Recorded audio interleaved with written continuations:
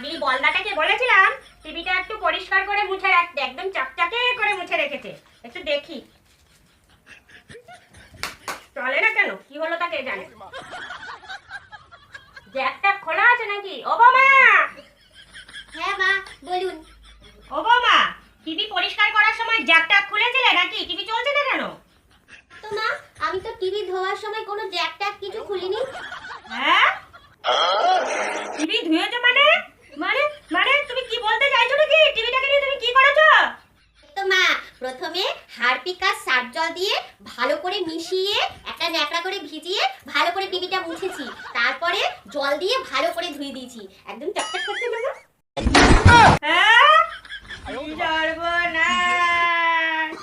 সেই দিন খোকা টিভিটাকে 40,000 টাকা দিয়ে কিনে এনে দিল, শালার বলদা পাগলি দিল টিভিটাকে শেষ করে।